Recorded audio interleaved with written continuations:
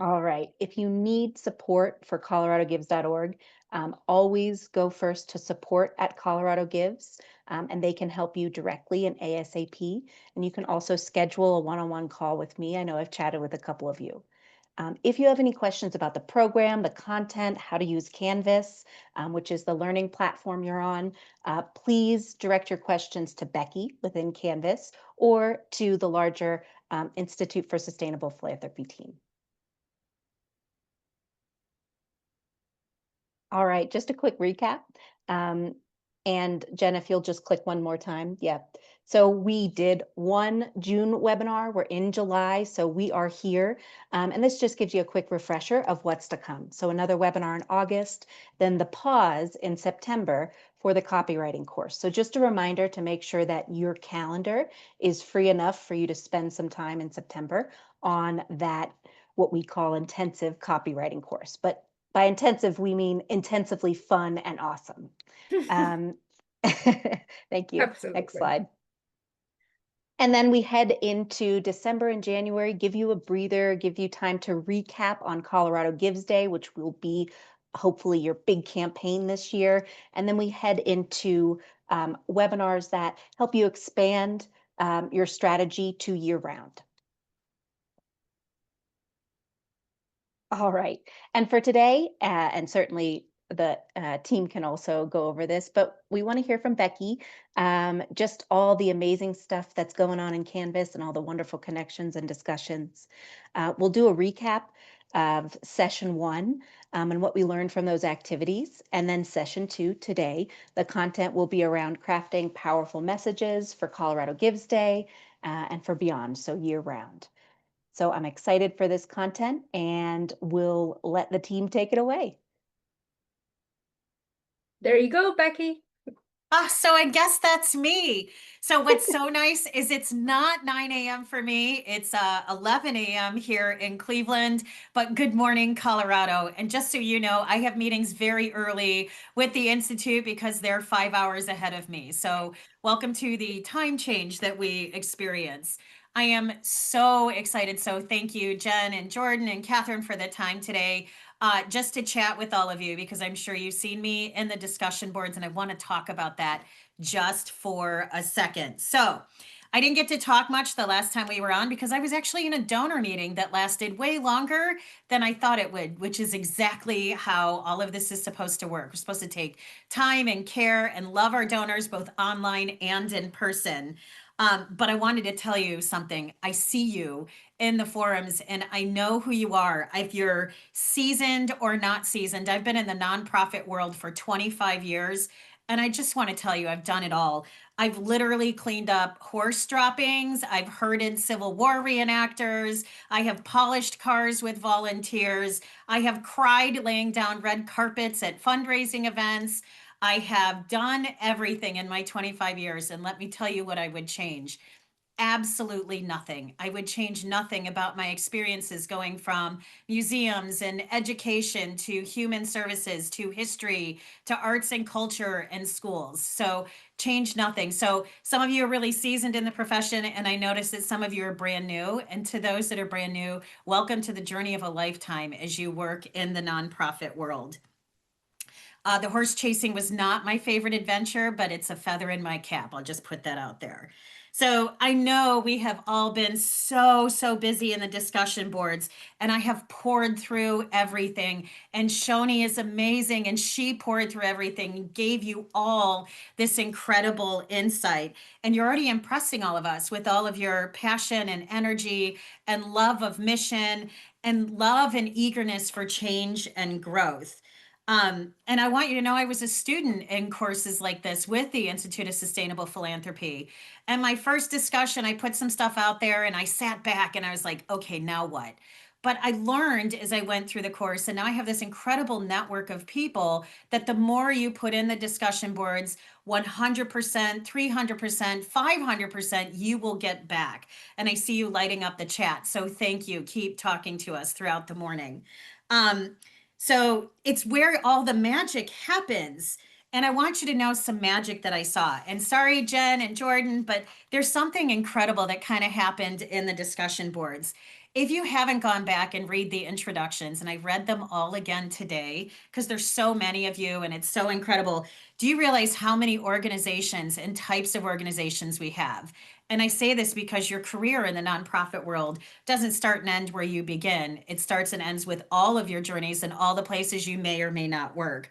So we have near and dear to my heart, historic homes, boys and girls clubs, a grain chain. I cannot wait to learn more about the grain chain, food pantries, pet food pantries, the thing we never think about in our community. Our pets need food too. Toilet equity. Caitlin, welcome back. It's so great to see you here. Women's wilderness, immigrants and refugees, natural disaster, recovery housing, moms and babies, poverty, homelessness, community services, early childhood. We have a radio station here. I wonder if they're going to broadcast all the awesomeness of us. Arts and humanities, suicide prevention, service dogs. Yep, love the dogs. Can't wait to learn more about you. Lots of schools and Montessori's, theaters, dinosaur tracks. I am a dinosaur person. They call me a T-Rex, so I can't wait to learn more about you. More museums, music, bands, mobility services, childcare, business igniters. And I know there's an entrepreneurship word that goes with that. And notice I had to slow down because that word's very difficult for me with my Cleveland accent. Intellectual and developmental disabilities, medical treatment, diabetes treatment, child abuse, domestic violence. The Special Olympics are here. Mental health and therapy, youth homelessness, and shelters and gathering places. Senior services. There's an organization here that's focused on future visioning, and I think that's incredible too. Arts performance and production, urban gardens, nature and habitat, trauma recovery. I'm almost done. Transportation services, equal access for people in your community, nature centers. We would not be us without a legal aid group here. I love it. Sports, housing, more youth services. There's ballet people here. I always wanted to be a ballerina, but I am a klutz. So welcome. I'd love to learn from you. We have a newspaper, so we have full media coverage with us, which is awesome. Inclusion and justice, and more museums. And I say that because I almost feel like, it's, if you remember, if you all had Romper Room and she would look in the mirror and say, I see so and so and so and so, and I see an incredible community in Colorado, like all banded together, fighting for justice to change the world. So thank you for sharing all of that with us. Um, and then you're all sharing openly about your work in the mini audit. And I spent time there and I didn't comment because Shoni was amazing. And she's just giving you all the tidbits of information that you need. But then I saw a few other things, like we're all struggling together. I may say I've been in the field for 25 years, but that doesn't mean I have a perfect CRM or fundraising software or I have all the answers. We don't have the answers. So we absolutely need to keep talking and band together. And then I love that people wrote in yesterday, I'm so sorry I'm late. I want to tell you, there's not late. You are here, you are welcome, and we are so glad that you are in the room with us and in the discussion boards. Late for us is not showing up at all. So you're here, and we are so grateful that you have joined the philanthropy party. Maybe that's what I'll call it. I also wanted to share just a little more. There's no perfect solution for fundraising software and tracking. Please know that, but we do what we can. We share what we can together to make sure maybe someone has a program that works for your smaller nonprofit, or maybe a bigger nonprofit will help you and share their software with you. There's many options. So join that discussion in the forum and share your insights and advice. We see you looking for a way to grow digital, and we're going to answer you with a way to grow love among your donors and really open your hearts for ways to be successful on Colorado Gives Day. I love seeing you chatting with each other. That for me, and I know Jen and I talked about it, that's the best part, all of you talking. So it was when I participated, I mentioned it before, it's how I got to know people that I actually work with professionally outside of my job now, because we build a network together, because together we do more than we do singularly. I want to thank Lynn, Anne Marie, Alex, Susan, Emily, Batya, Amelia, Austin, Christopher, and so many more of you for chatting with each other and popping information and your insights and support on all of the other participants' chats. And I'm so impressed, and this is the last thing. I'm so impressed with how you've all reflected on your mini audit. You did the hard thing. You did, and I mentioned it's like climbing Pikes Peak, right? You're going, you're going, you're going, and you get to the top and you're like, wow, look at this view. And whether the view is lacking or it teaches you something you need to learn, you took a minute and you did the audit. And maybe the deadline's passed, but someone just turned in their audit and they realized the audit was more for them than anything else. And they got to see where they can grow donors, where they can dig in, where they have room for improvement, where they're doing really well. So if you haven't done the mini audit, do it for yourself at the very least. And then we hear from you. We see that you want to grow your monthly donors, change your style of writing to be more reflective of your donor audience. Man, are you in the right place? And the desire to help, that you're going to recognize how the community can help you. You want to be proud of your work that you do, and you want to be champions for your donors. You want to learn the difference between marketing and development writing, improve donor retention, and we see you, and we all know you want more donors, don't we all? So hopefully if you open your heart, you can take all this in and you will grow your donor base. This place, this moment, and this course is how you begin that plan. I think it's incredible that Colorado Gives Foundation, all this stuff that it's happening for you. This doesn't happen in every state, every region. This is a really beautiful, incredible program for you. I'm jealous, actually, which is why you can't get rid of me. And don't forget the last thing. I am always here to chat. I'm always up for a good debate about philanthropy, the best software, the worst software, email systems. I am here for you if you're having a problem meeting a deadline or you have a question. Please take advantage of my time and me and send me emails and chat with us in the forums, and we'll be here for you. And I think that's it for me. Absolutely. Thank you very much, Becky. I mean, she brought to life the forums that we have been on. If in the last months you have not had any time to visit the forums and read from your family and friends and new colleagues that you're meeting in this course, I encourage you to go to Forum 1 to read people's introductions, and then to have a sense of why people love digital fundraising, which I summarized for you here. These are all the things that you colleagues said about why they love digital fundraising. And there's a lot of very small print that I put in here, which you can download and read if you really can't get into the discussion forums yourselves. These are literally cut, paste comments from your colleagues as a cheat sheet for you if you really can't go into discussion forum 1 to get to know your colleagues. But you're more than welcome to go in there and to have a think about how you can learn what from whom, so that this journey is a journey where you meet a lot of friends. With that, I will ask Shoni to give her reflections on your mini audit. And just remember that this is not going to be the only time that you hear about your mini audit.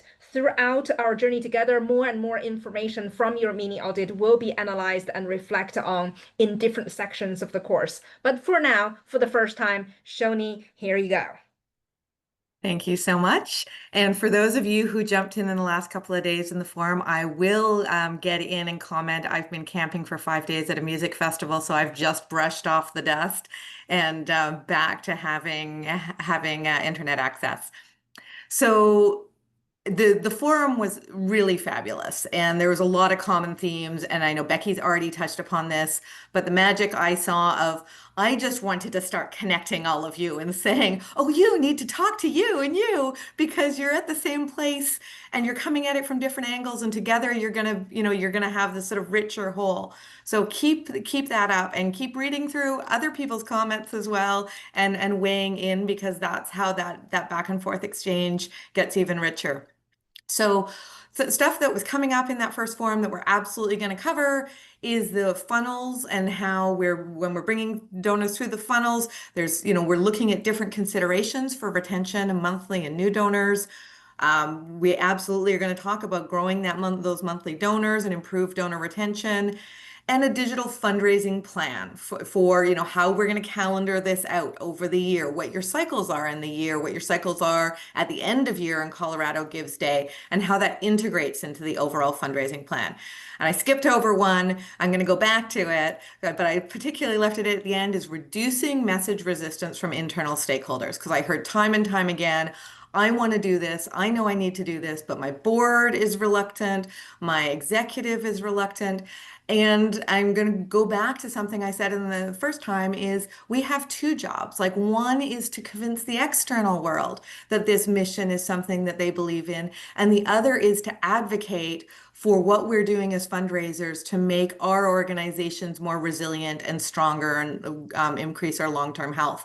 And sometimes that advocacy means being equipped with the tools to back up and say, I know you think this is too much or not right or the wrong thing. Here's the evidence to suggest that we should at least test it out and give it a try. Now, what we're not going to cover, that I heard a lot of people also talking about, is that a holistic fundraising plan, how everything all fits together, where it doesn't integrate with digital, and the tech stack, so the CRMs and the platform integration. That doesn't mean you're out in the wild on that. Please leverage Catch a Fire to help on that. And I think if we go to the next slide, there's some reminders about all the resources Catch a Fire can provide for you. So absolutely take advantage of that, because we acknowledge that that is part of what you're trying to bring together as a sort of cohesive, holistic, bigger picture fundraising health.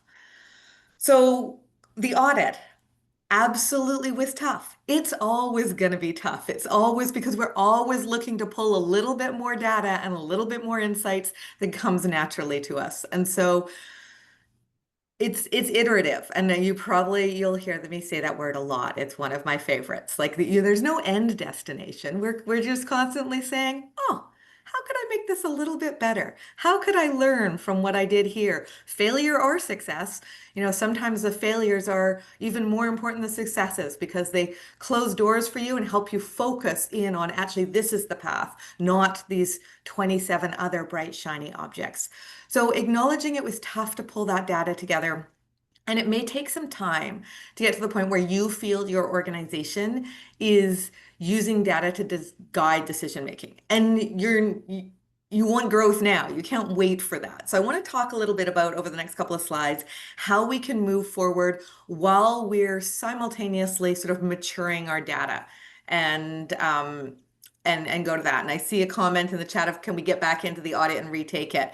And I'm sure, I think Becky can probably send you a link and make that happen, because absolutely, if you want to go back, now you've been able to pull that information together, that's a great idea.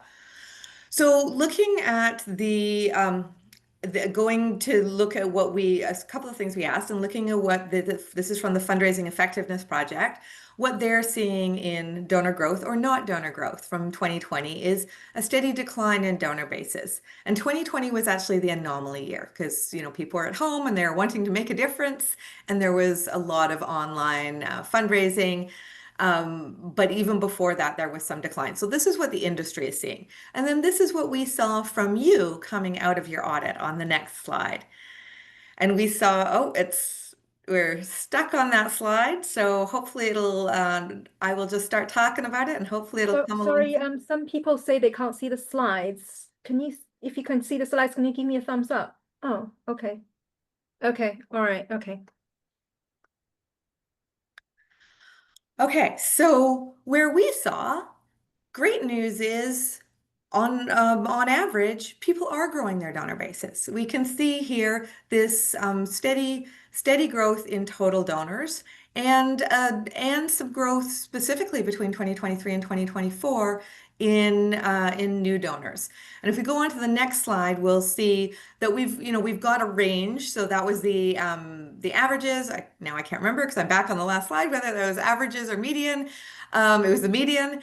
And so then we show the outliers, and you can see there is a range in donor base sizes, and still this sort of steady progression of growth. So this is great.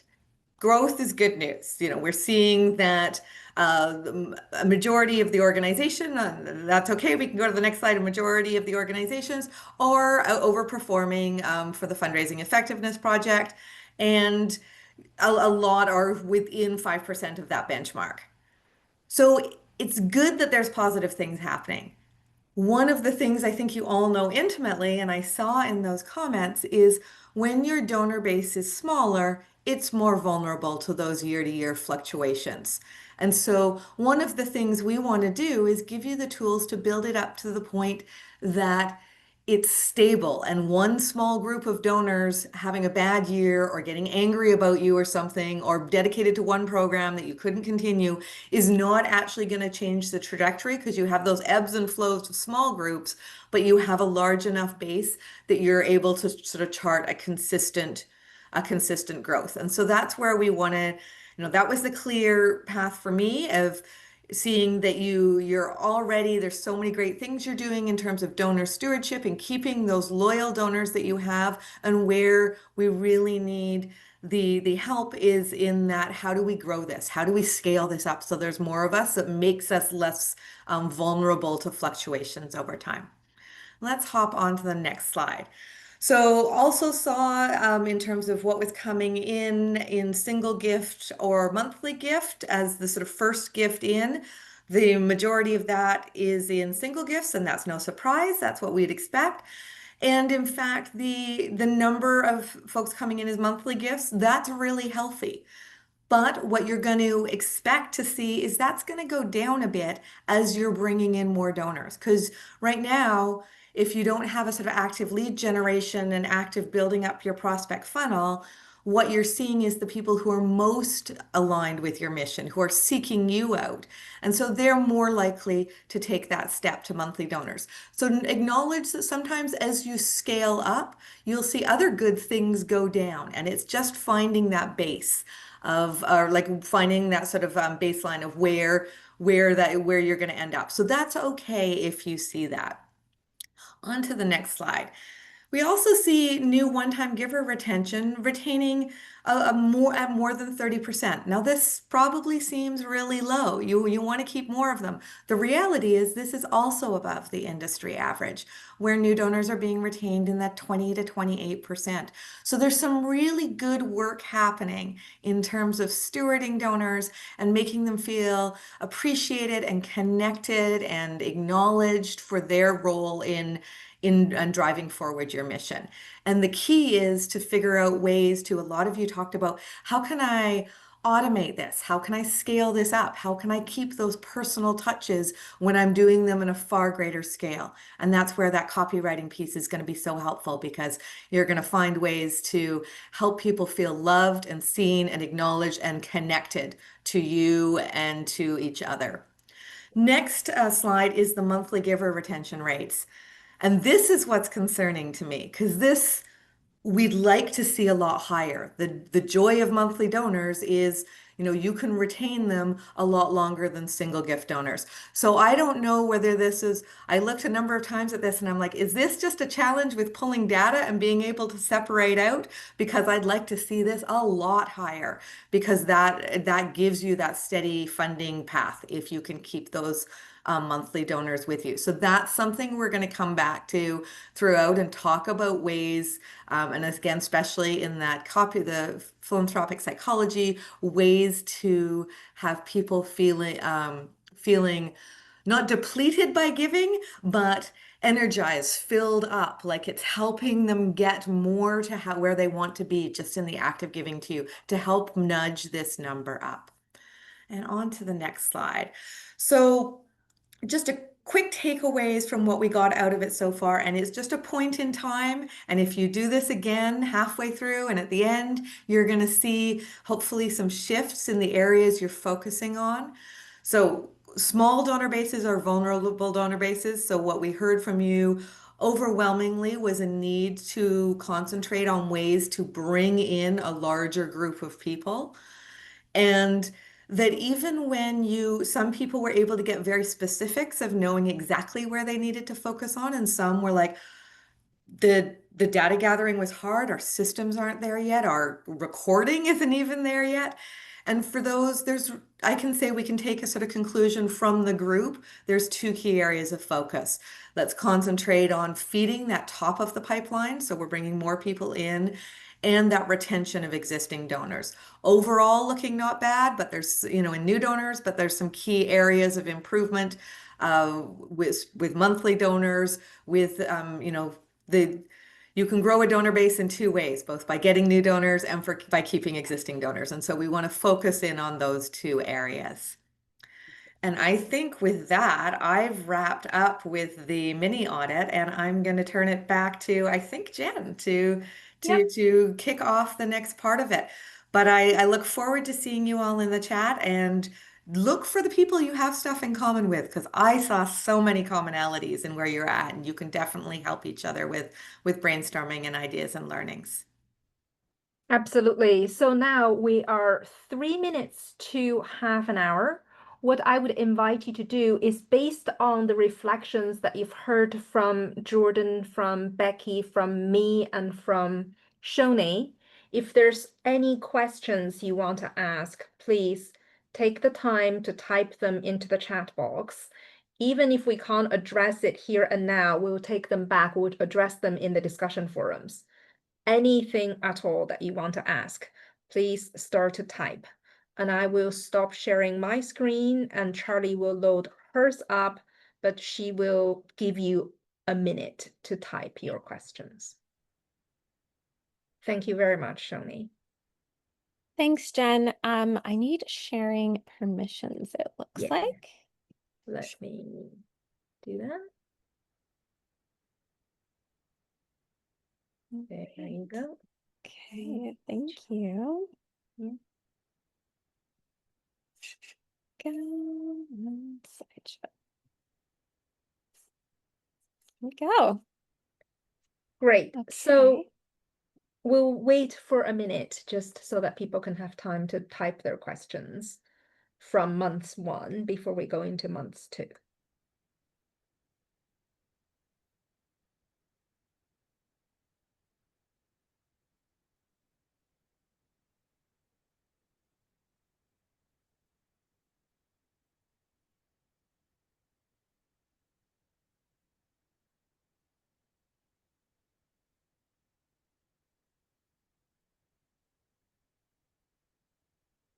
Awesome. Keep typing, keep the questions coming. Amazing questions. Another 20 seconds, just keep them coming.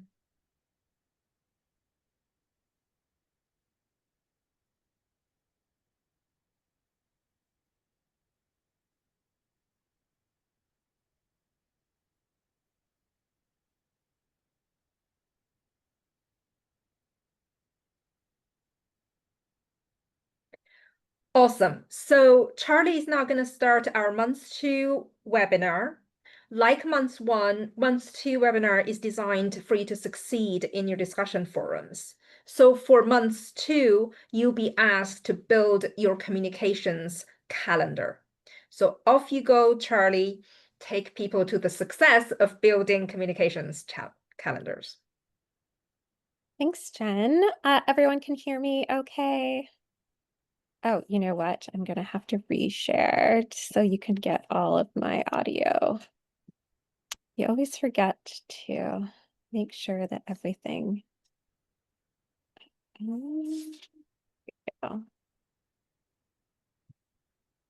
Okay. All right, so welcome to the email session. I'm Charlie, and I'm a fundraiser through and through. I've been working in fundraising for almost 20 years now. So if you want to connect with me, there is my little LinkedIn QR code, and I'm happy with smaller organizations. Always, if you have any questions, always reach out. And of course, I'll be in the forums after. I am a fundraiser because of many reasons, but I really feel it's who I am, and I can't do any other job at this point. Oh, look at that. That's me. But equally important is, who are you? When you dedicate yourself to connecting people with the causes that move them most deeply, and that's what we are doing as fundraisers, it's the barrier between doing something and not doing something that is the easiest to access. You do reveal something profound about who you are.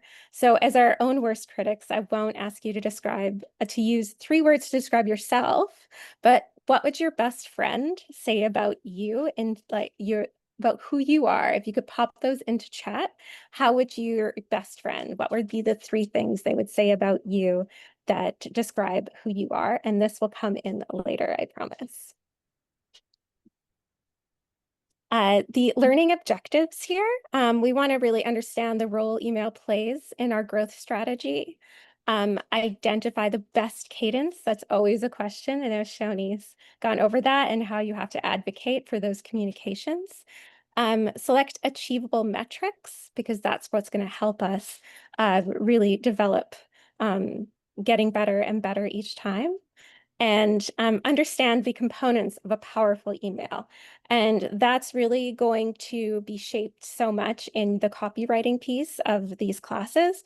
So we're going to do more on the calendar and like the structure here, because so much of that, but we are going to go through a lot of examples and have a lot of resources within this talk. Okay, so quick note. It's going to be a lot in this. So I don't want you to panic. We're going to have a lot of feelings.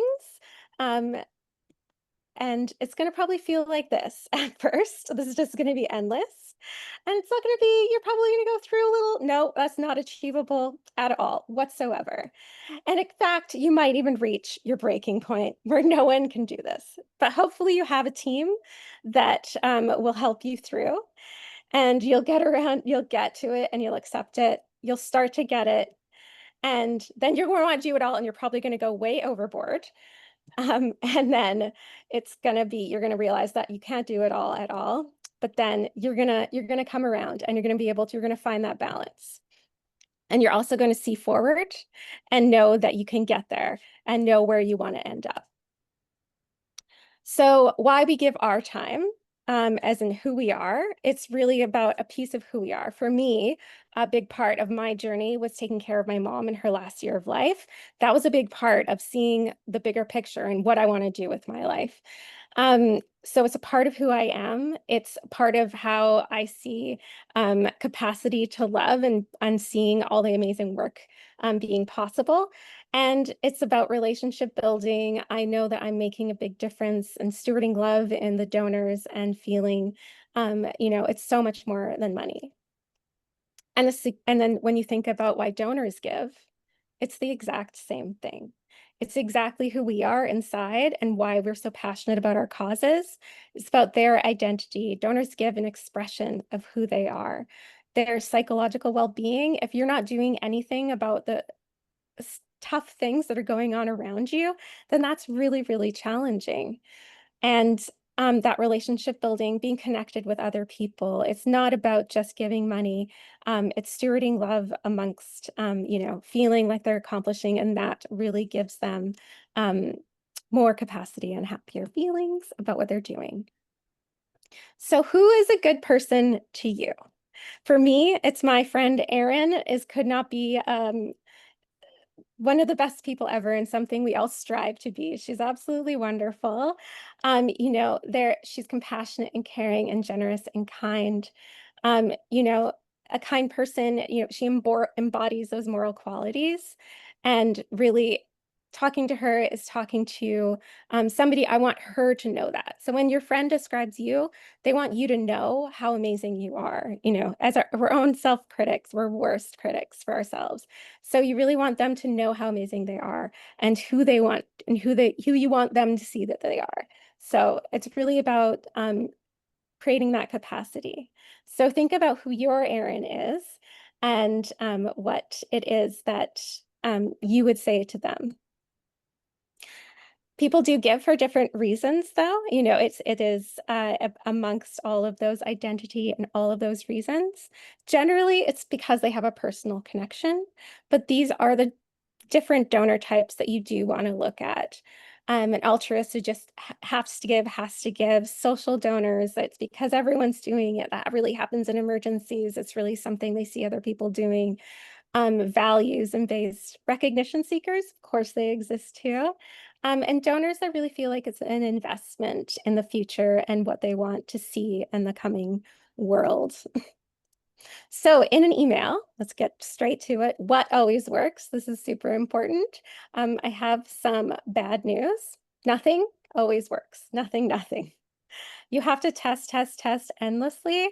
And that's really, really challenging to know that nothing always works. But thankfully, we do have a lot of tests out there already that have shown really great results. So this is a great place to test, to have a guide and where you're seeing for other organizations that has worked. However, I've worked with a ton of organizations and I have never seen every single one of these work for every organization, which is why it's important to test. You can't just be like, okay, all of this works. It won't all work for you, potentially. You can see that there are some donation landing page things here, and that's because a part of your email is that landing page and that consistency. So it's a really holistic look, and I wanted to include both examples so that you see, because if your landing page isn't optimized, then that ask, that email, that communication won't be optimized. So where do we start? You can't email who you don't have.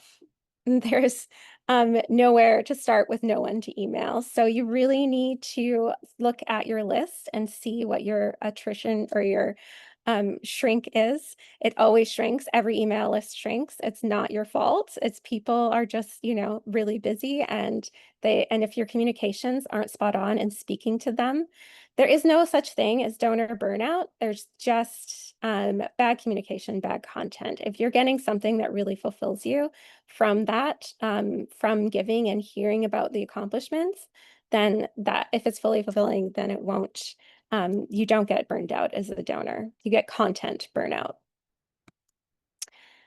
So how to grow that list is there's, 5 purpose-driven funnel entry tactics. So mission aligned contesting has to be mission aligned. You can't just do any kind of giveaway like an iPad or something like that. You're not going to get the right audience that is connected to you. We're going to go through use cases here. Value exchange, a use case emergency contact magnet. We'll go through that. Hand raiser pledge. So this is really petitioning and any kind of pledging to go through different kinds. And then, of course, to make your list bigger, a direct donation ask. This is the hardest. This is absolutely the hardest one to get. It's the most expensive. I think the last MNR said it costs from $75 to $100 for different organizations to get a new donor, except for during emergencies.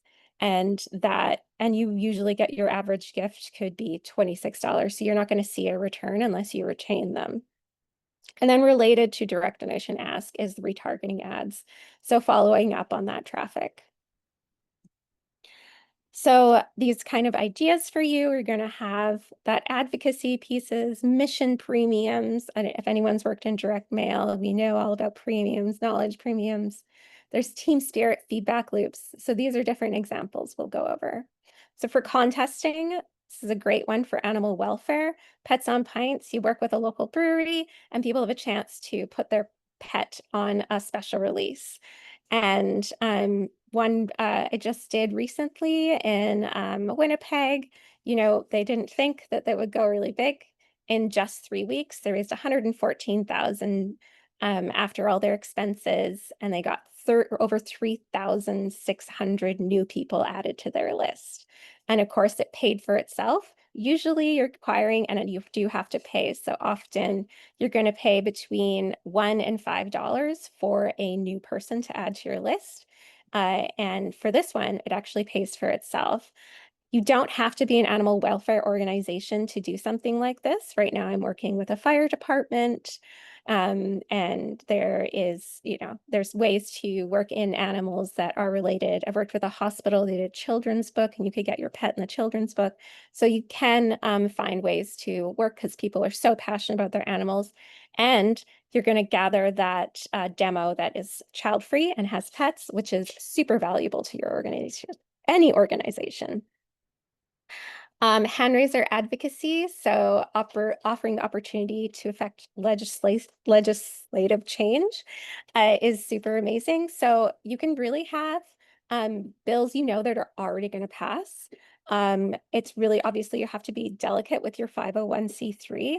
So it might be petitions that already exist, so you're not getting involved beyond what's already happening. Or it can just be pledges to take part in local things and like, oh, here's all the local things. So you're not telling people what to do, but you're telling them what's happening.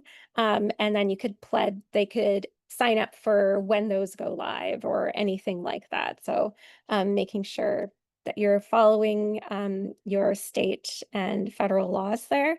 It's a bit more flexible in Canada, and it can be a little tighter depending on who's in the federal government in the US.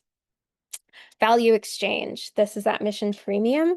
So offering in animal welfare, it's great. Emergency sticker goes on the door, and it can, it says like how many pets are in there in case of emergency, and what they can expect. If a fire department is clearing a building and you're not home, really, really valuable, and is one of the most successful ones that the BCSVCA has every year. ASPCA, all the animal welfare ones do it. Transferring that over to Children's Hospital, it's an emergency magnet. So just all the local numbers, people signed up, you sent it out. So total cost is around, with mail and everything, $3-4. And now you have a contact of people that want to know about the hospital and are committed to safety and health. So for examples that you can do, anything from a new community center opening, you can say they're opening a community center. Let's thank the local municipality or whoever is funding it, add your name and we'll send it to them, and encourage like that you're going to use it and hopefully more investment. And we talked about government funding cuts, about writing to them, pledge to buy secondhand. There's so many ones you can do that are great hand raisers. Rezoning is such a huge one, we know, with the housing crisis. So, sending like, oh, there's going to be a meeting in your local area to go and like make sure that you're saying that you want rezoning, you want more housing. That's a big one here. So what are others doing? Everyone's doing it. You can see these are major organizations. They have to grow their list too. Everyone has to absolutely participate in doing this. It's a must-have. And if you're not growing, you're shrinking. So making sure you're building your funnel with intention. It feels engagement, alignment matters, nurture the sequence. So when people sign up, you do have to nurture them, and we'll go over that a little bit. Email isn't just about asking. It is about making sure that they're in a journey and they know about your organization if they're new to there. And of course, you want to stay metrics driven following that. And in those metrics, you want to look at, when you get them, so cost per lead. And that really comes down to how much, it costs. And then for a actual lead that converts, if they're even engaging with you, and then of course, click to donation rate is going to be a huge one. And if you're going to be retaining those people, so always looking back at 12 months after you did this and see what the actual return was. You want to look at that ROI. So it costs you $500 to do a really small acquisition piece. You got 100, 200 new people going back. Of those 200 people, of that $500, did they donate at least $500 back in that first year? Did they give multiple times? Is it paying for itself, or is it something you need to cut and not do that one again? You have to give it time to see if it pays off though. So looking at the email structure itself, now you have people, now you can email them. Anatomy of an email that gets results, but you always test. It's going to have emotional architecture. And that means, not thinking about talking about your organization. It's always about them and their connection to your organization, and not really even your organization. It's about the cause that you're serving. and really using that one person, one problem, one solution, because that also leads into the cognitive load reduction. People are busy and overwhelmed, and they can decide often in 8 seconds whether they're going to engage at all with that email. Use clear action. Never use multiple asks. You should have one single action, because more asks, more different kinds of asks. So if you're like, oh, give or volunteer, that's going to reduce your conversion. You need to do separate emails for each ask that you do. Social proof integration is really great. You can say, 500 people have already donated. This is great for Colorado Gives or Giving Tuesday. You can say like this many people. You don't have to say how much you've raised, because that can be intimidating for people. It's really great to say this many people in your community have already given and they're passionate, and that gives that kind of social proof. Best in class donation forums such as Fundraise Up. They have these pop-ups, and I'm sure you've seen it anytime you've gone to, any kind of site where you're buying things, whether, any kind of Aritzia is a big one here, any kind of brand, H&M, they always have that like, so-and-so just bought this, so-and-so bought this. That's because it works, and you really want to think about how to incorporate that into your own giving journey. And of course, urgency. Colorado Gives Day is great because it's a solid deadline. Giving Tuesday, it's a solid one. Amazing if you can have matching gifts for those. Looking for those now. Thinking about influencers for those days so that you have a real holistic, so not just the email is getting out, that they're getting it from multiple angles. 95% of those emails are ignored, so you really need to make it really important and valuable for them. So here's a really great checklist I find. So after or before looking at all of these, thinking about how you're going to write it, but then going back and thinking, have I reached all of these in this email? Have I written to a grade level that's easy to scan? Am I being concrete? Can I picture what I'm talking about in my head? If you can't look and see those words or those sentences and make a picture in your head, people are narrative creatures. They're we're all we are story creatures. And they really need to have actual concrete thoughts. So you want to inspire curiosity, make it about them, keeping it human, friend to friend, thinking about your errand and who you're talking to. Be shameless about your cause, but know that your org is a vessel. So you're not donating to you. They are donating to the cause. So absolutely shameless about that cause. You're the vessel for which they're through your giving, and that brand, knowing that you're actually accomplishing, that will come with the cause. It's more about the cause though. So, can the swink look? Okay, so we are going to have a template available to you. And this is like the basic one. We're going to go over the different kinds. Hope you can see this still. So this will be available to you. So you can go back. It's great to review after copywriting or looking at it if you're sending out anything coming up. But you can see there's examples, and we'll have additional examples of completely written ones here, and this will be completely available to you and linked in the document. So that is going to be available, and it's also got a style guide, so optimal wording that's been tested, what kind of size font, what color of font, all of those things are in there to really give you a full structure. And then within all of the copywriting, you're going to get a good flow.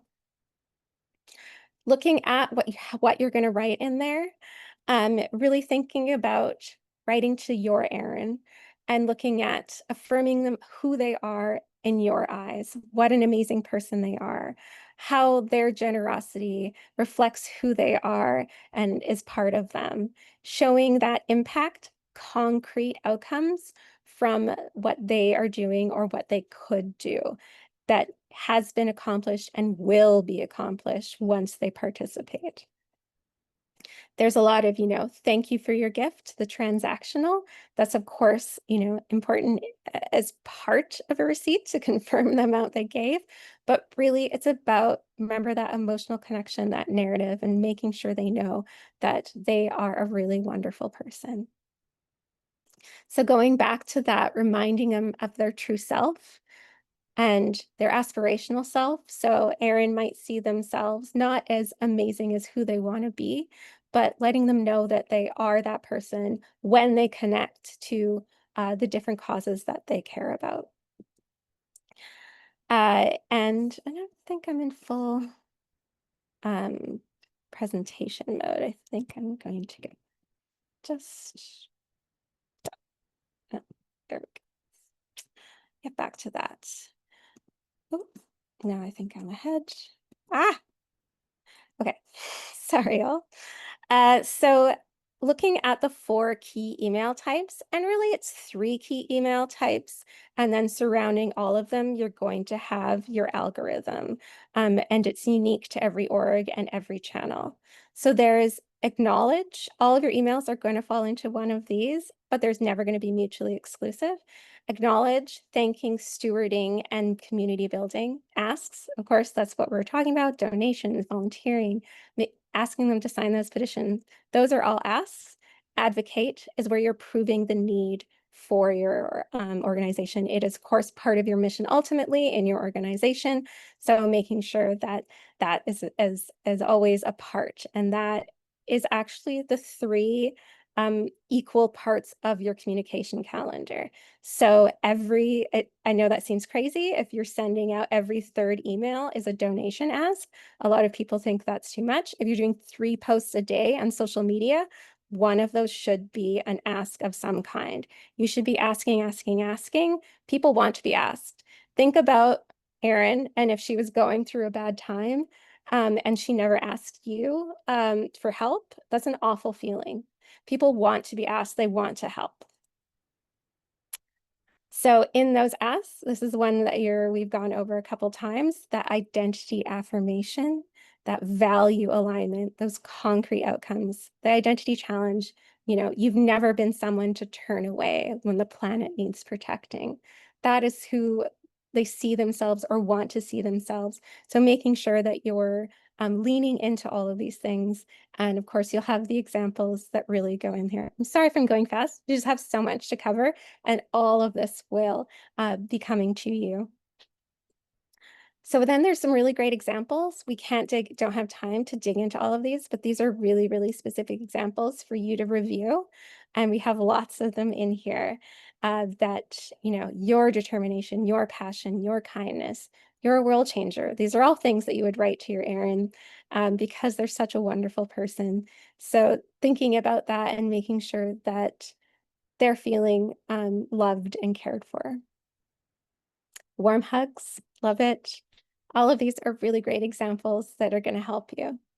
Okay, advocacy emails. Why does your org exist? These ultimately, that's what you're proving with all of these. So talking about the poverty in your community, the percentage that you can do all of those kinds, but you can also use stories. And of course, in the assignment, we'll give you a whole bunch of examples of what you can do for advocacy emails, but there's different ones. Of course, the obvious one is talking about the stats in your community, but it's also about personal emails, about stories that, how much of that has meant to them, that this action that they've taken, and that crosses over, of course, with the thank you and the acknowledgement emails. So you'll have more examples there. Acknowledge emails, much bigger than just thank yous, and we'll have a ton of examples there. It's about building relationships, connecting errands to errands, making sure they know that they are part of something bigger, and feeling that love in the community and from your organization, building their capacity to love. This is a really important part, and it's so many things. And of course, you include your acknowledgement emails and like corporate sponsors and all those things. They should get the same individual love that each of your donors get. And here's some really great examples acknowledging. And that's, oh, so here's a wide range of really, because I know it's really hard to think of different ones that aren't just thank you, thank you, thank you. So donor impact stories, thank you from staff, like a personal thank you from somebody that's seen something on the front line that's made a difference. Anniversary recognitions are really great. A client quote, just simple things.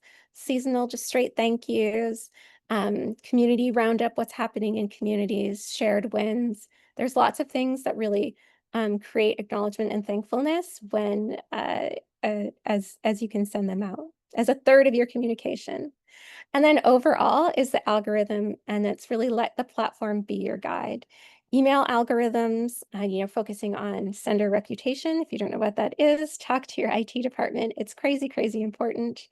Subject line could not be more key. That's where you really want to think about creating curiosity, because you want them to be like, oh, what's in there? Asking questions, trying out personalization, really seeing engagement to ensure inbox delivery. You want to hopefully, ask them to reply, making sure they're clicking through.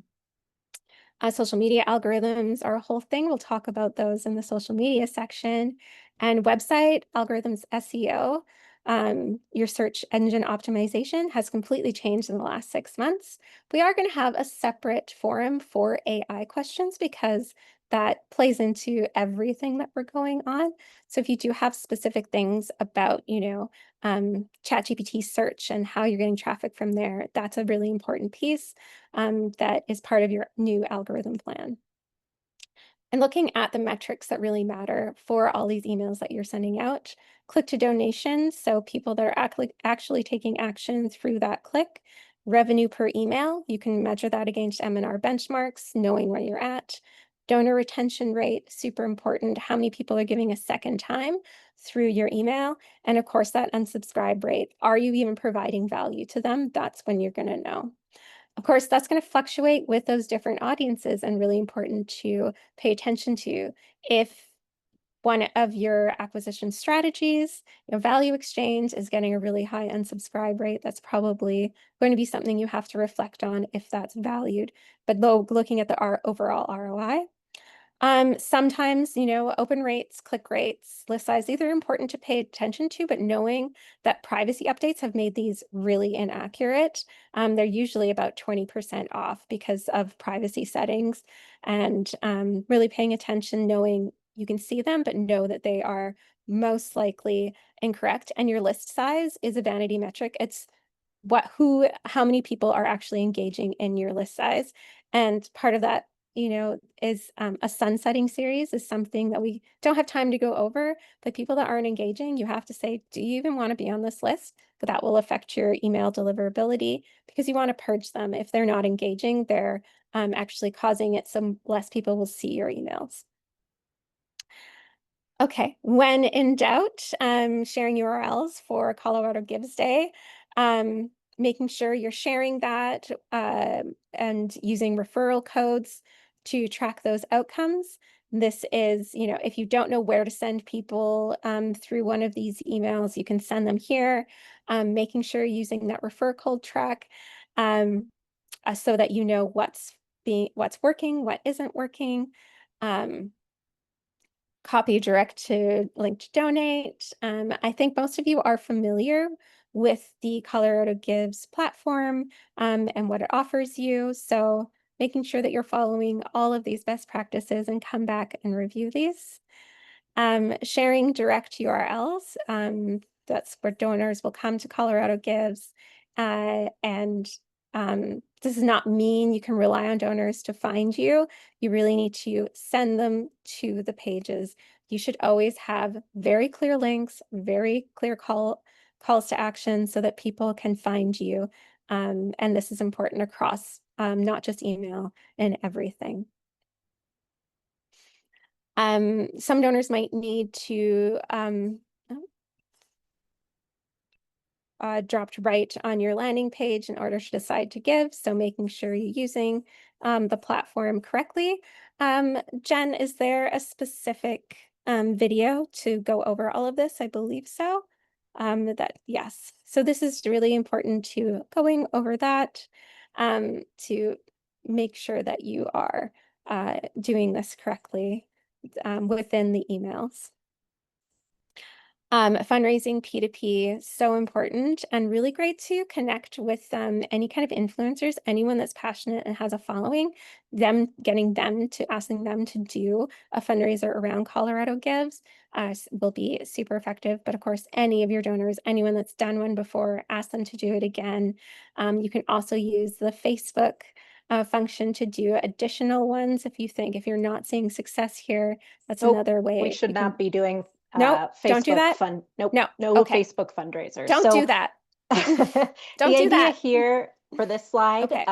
around the fundraiser creation URL is Mhm. that on your organization page, you can right click on the fundraise button and you can copy Okay. paste that into any emails. So that is your unique URL. So people can, Okay. by clicking on that link, create fundraiser pages. And I'm happy to cover the next slide. Okay. Okay, so we were talking about direct links, just reminding you, organization page direct link, that you can actually track some of these URLs, and that you have a fundraiser page creation link that you can insert directly into your emails. And the last thing I'll remind you is that you have the embeddable donation form. So if you opted in when you applied for Level Up to the embeddable donation form, you can embed that on your external website on a website page. And that's going to be hands down the best experience that a donor can have, because they're going right to your website, familiarity already. They are staying on your website page and they are using the Colorado Gives form, which has multiple payment methods, to make that transaction. So it feels holistic when you're using the embeddable form on your website. And so that's why we're giving it to you for the Level Up to test and hopefully improve not only your Colorado Gives Day campaigns, but also your website and how you're collecting donors. So thank you. Sorry, Charlie. I just wanted to interject to make sure Absolutely. everybody. No. Yeah. So keep on going.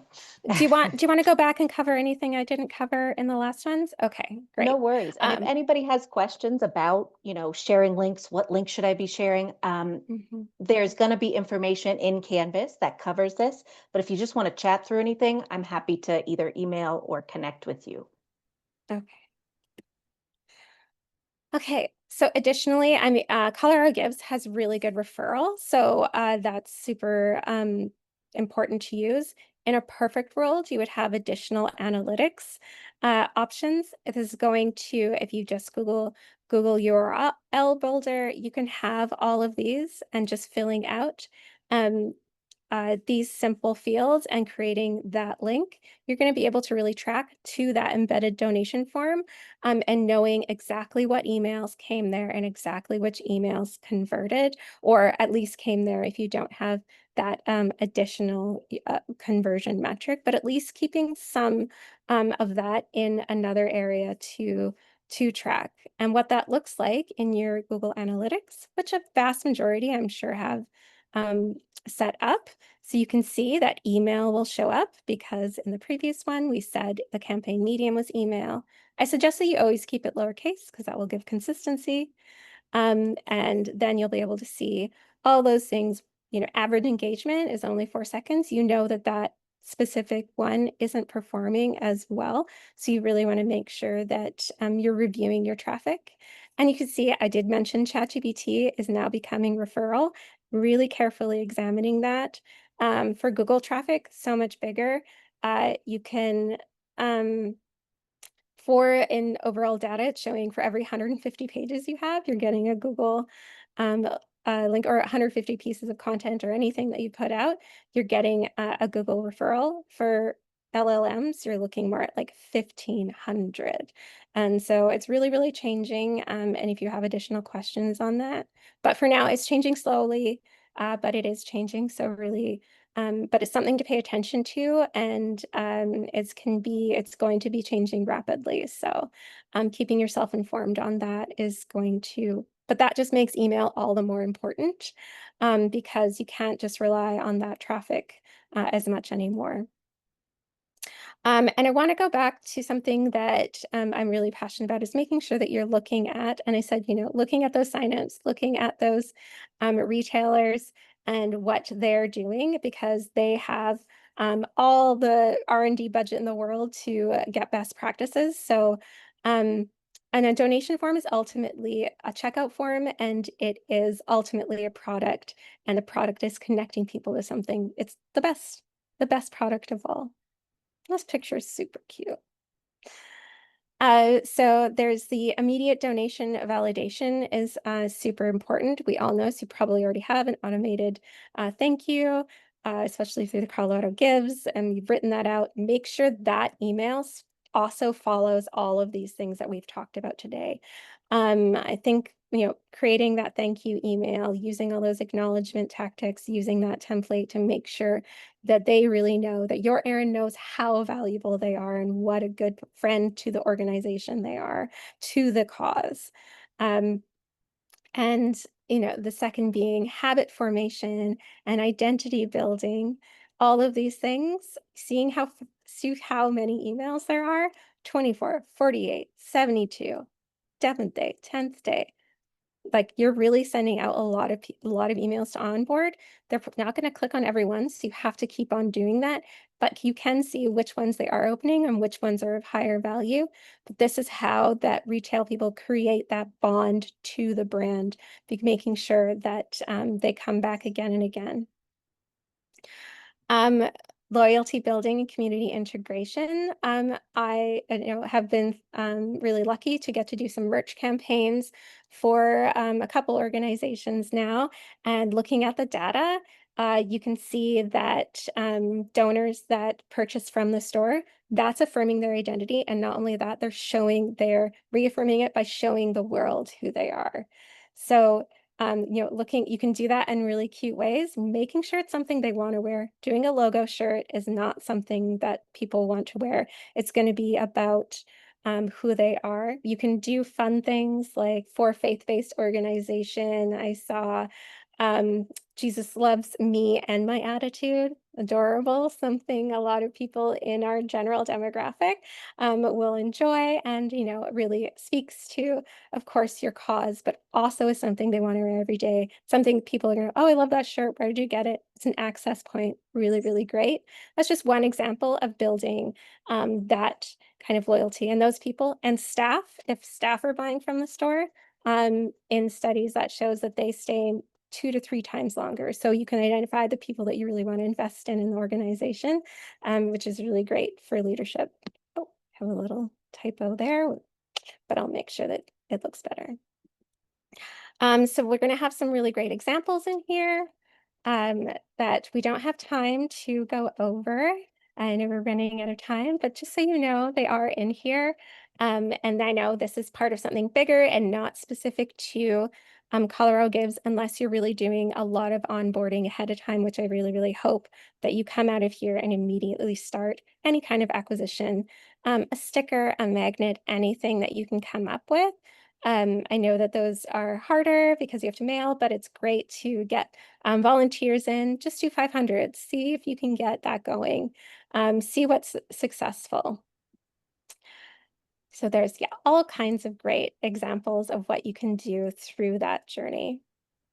So technical requirements for emails, you want to look at your email service provider. What do they have? What's available? How can you segment? Do you have dynamic content? Dynamic content being, that, hello name, what else can you do? Can you use their city? Can you create it so that you have the cause that they care about in there? So making sure, it says something around like, we know you're passionate about, hunger in your community. Any of that you can get in there, that's really going to create some very special, unique connection to exactly what they care about. Obviously, really, really help to have that real-time CRM sync. You want survey platforms, SMS provider. These are just optimal in a perfect world. But anything that you do have that is available in here, super, super, super important though in your email is making sure you're testing and looking at that email on your phone. So when you test, you see it all works on your desktop, make sure that you're looking at it on your phone as well, because the vast majority of people are on their phone. They get an email, they look at it. It's a better intimate experience too. Holding your phone, it's where you talk to all your favorite people, your errands, and so it feels a lot closer when it's on your phone. Okay, we do want to have to touch on AI, and it's really, I know everyone here has probably used it for content generation, and I really want you to know that to be very, very careful around that. It's really it's more of a ideation partner. So, I want to write an email about this, and I'm not sure how to create, I want to connect with their identity, and I know they like this, this, and this. That's where it's good to go back and forth, especially because so many of us work from home. If you don't have a colleague to bounce back and forth about what you've learned today, this is a great moment to go in there and go back and forth and being like, oh, I'm not sure how to do this. It's really great for compassion audits. If you're working, you don't want to be othering clients and looking at uploading your email, being like, am I doing anything that could be insensitive to a community? Really, really great for that. You probably don't have an ethics advisor on your staff, so that can be really helpful and better for your mission ongoing. It's great for upskilling. It's great for boring tasks in a bigger world. That's something that I work with organizations on automating, doing your expenses and things so that you have more time to connect with donors. Safe data parsing. So we are going to talk a bit about that, looking at how you want to segment. It's not for undisclosed imagery. If you're creating images, you have to disclose that they are AI somehow. And you can do that really easily saying, for the privacy of our clients, we've used AI to depict something that we've seen in real life. So it can be, and do that, you can do that really, shouldn't just put this is AI, this is something that you've done for a reason, and give them that reason. You don't want to narrow your demo. This is something I want to look at data. Who is our donor? That's really great to know who your current donor is, but it also not telling you who your donor isn't. So you could be narrowing a lot. I bet a lot of people here, they're on social media, but their organization isn't on Reddit. Is that an internal bias? Do you not want affluent male donors? Are you looking at all your female donors?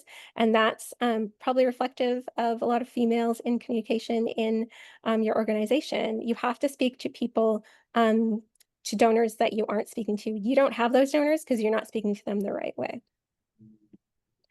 But what I love is that AI is for innovative ways to speak to your donors. So I quickly dropped in the BCA's 2024 annual report, and I got back a wonderful podcast, all completely done. Have you ever stopped to think about... Can everyone hear that? Good? Okay. the real scale of what an animal welfare group can actually do? I mean, it goes way beyond just rescuing one animal here and there. Yeah, absolutely. Just imagine an organization helping over 167,000 animals in 1 year. Wow. That's the kind of scope we're talking about. I'm going to give it another little piece. So obviously it's gone over the entire 98,000 scope. kilograms of dry food and litter. Over 73,000 cans of wet food. That's a mountain of food. It translates to over 650,000 meals, helping. So you can see it. That's a 15-minute podcast that covers all the content of the annual report. It's great for accessibility. Nobody wants to dig into your report except for those investor donors. This is a great way. Is it important to disclose that it is AI, of course, and just with due to resources, we're really lucky to have this. Also, if you do have two people that are open to it, leadership in your organization, that would be open to doing that. Now you have a script and exactly how you want it to sound. 15 minutes. It can be recorded by voices that they know, by your executive director, and whoever feels good on a podcast. But now you have that script, which can be really hard, but also they're an AI, done instantly. The one to use that for is called Notebook LM. Lots of universities use that one, and encourage, big pieces. You can put it into a podcast for different kinds of learning. Such a great thing with AI.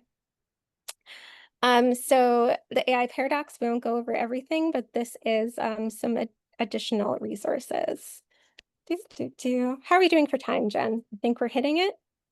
Yeah, we're you still got Okay. 15 minutes, but we also need Okay. time for briefing the exercise. All right. I'm going to put this in, and we can discuss this in the AI forum. It's really easy to spot still. So maybe we'll talk about, pop that in and say, do you see the signs? Do you know what to see? All of your sophisticated donors will see it. And it feels a lot less personal, and you'll probably get called out on it. But the most important thing, that meaningful segmentation, using your existing data, knowing what their spark point is. So where they came in, did they give to depending on your organization, did they give to a dog that was insured? Did they give to a hunger appeal? Did they give to a child care appeal? Looking at that. And if you don't have that on their file, doing a survey, just asking them, like, rank all the services. We know you're passionate about all of them, but what would you like to hear about the most? And you can do that internal notes relationship on your CRM if you have those. And then if you don't have that information, if people aren't filling that out, then you can use AI and say, okay, all these people are interested in hunger. Who else has these traits that give to, doing all the different data points? So that's where I would use AI to try and group people into really meaningful segmentation. For this one, for human services example, these are going to be the different ones that probably speak passionately. Hunger, food insecurity, unhoused, addiction recovery. These are going to be that personal thing that speaks to them. And that's probably a good way to segment, better than any other kind. I've seen a 20% lift in conversion from just segmenting according to what their spark point is. So really, really great to look at that for segmentation. And really making sure you're thinking about channel integration. Email does not stand alone. We already know those social posts, and that's where you're getting people. Making sure, like, when an email goes out, it also goes out in different things. SMS, 98% open rate. You're never going to get that with email. Super personal, great way to connect. That's something to aspire to unless you already are doing it. And your direct mail, when a direct mail lands, you want to have a corresponding email. And of course, like, these are obviously your 4 core ones, SMS being quite high, but SMS also media. What's old is new again. Media is going to be a huge part. And it's also part of your AI search is going to be how many times you're showing up. I think any reporters that are consistently supporting you, treat them like major donors. They are key to your organization going forward in a lot of ways. Here are that kind of pieces you're going to think about in that holistic calendar. This will come along with some other pieces. And then, of course, your cadence. How much is too much? This is where you're going to really look at, so M&R benchmarks, email messaging. You should be sending at least 60 emails a year. If you're not doing that, then you're definitely not sending enough. And it could be more. Again, there is not that fatigue. As long as you're delivering quality content, that's what it is. Should you send something that isn't quality? Probably not. You can see that these are not quite third. That isn't optimal. But of course, there's overlap. Some people might see that thanking, and in the PS it has a fundraising ask, so they could be categorizing it there. There's a lot more that goes into this, and heart can be, because they overlap, can be can be different. So this is really where you really need to be concentrating on sending out consistent, and a huge amount of these are going to be at end of year, 2, 3, usually 3 a week at end of year. So this is your optimal calendar, and this is what you're going to get. This will be the assignment, is you're going to create a calendar for your end of year. Here's where you're going to see those examples of what you can do.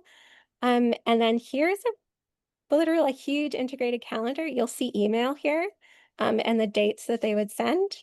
And we depending on your organization, continue as capacity allows. So look at all of these, what's happening, the examples, story, and sending those resends of people that didn't open. Those are a really key part of your strategy as well.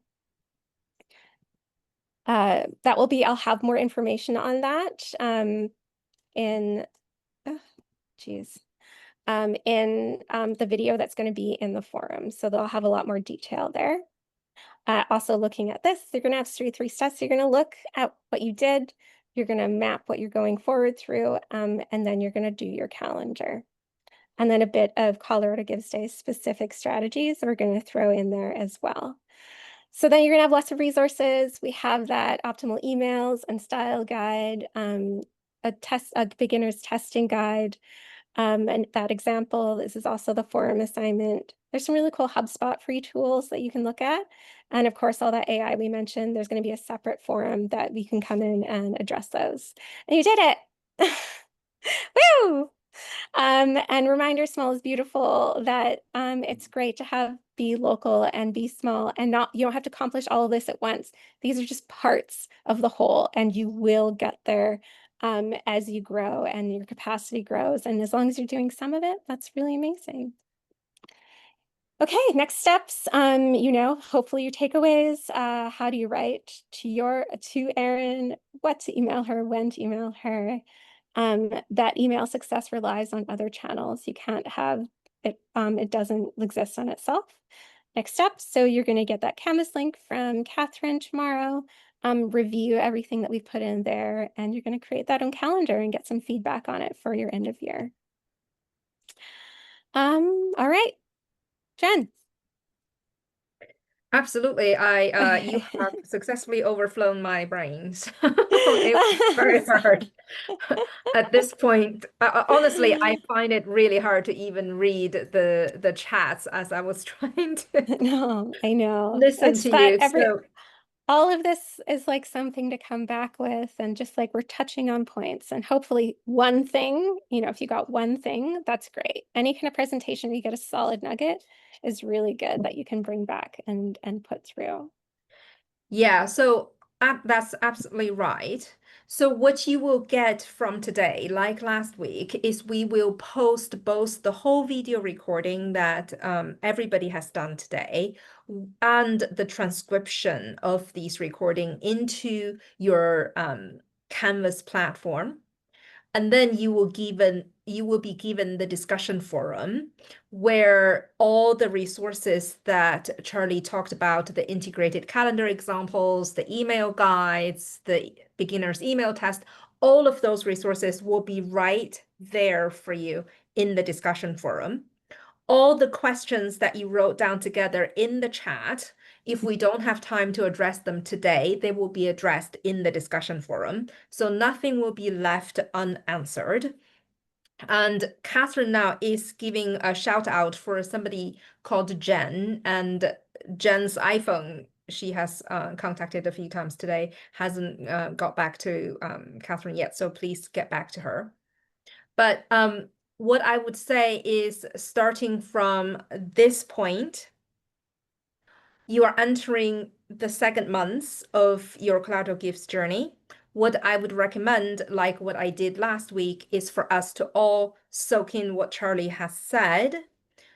Me personally, I'm going to read what Charlie has said one more time before I go to tackle the discussion forums.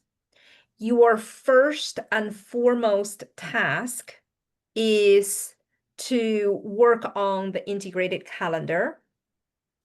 But as you work through it, you will recognize that Charlie is asking you to put specific content, specific topic, think about the metrics as you go through your calendar. At that point, you will think, oh gosh, I actually do need to go back and check on Charlie's templates or her examples. At those points, our beloved Charlie has volunteered also to give you a few minutes of video on content, a few minutes of video on best examples, a few minutes of video on using different elements of all the resources that she has talked through with you today. So as you walk through this journey, there will be more resources to hold your hand. And obviously, Becky is here for you all the time, whatever you need, alongside of Charlie. So if at any point you need anything, you just need to post them in the discussion forum or reach out to Becky and Charlie, and they will help you through. So if there's any last minute question on the discussion forum itself, please do post them in the discussion forum now, because that is the most important thing that we would like you to walk away with today, because that's where you will be doing what you will be doing for the next few weeks.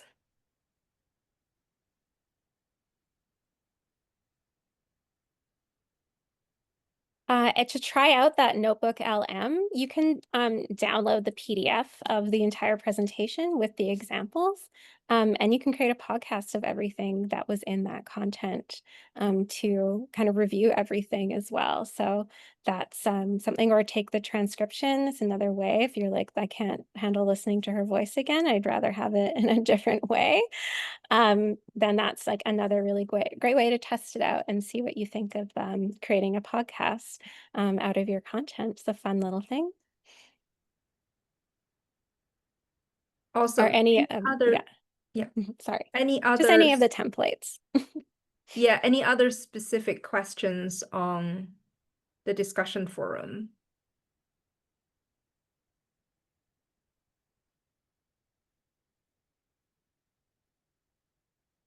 The email calendar is for the year, is for your end of year campaign. Charlie, if you go to the chat, you can see the specific questions people have. Oh, okay. On the discussion on their task per months too, in the very bottom. And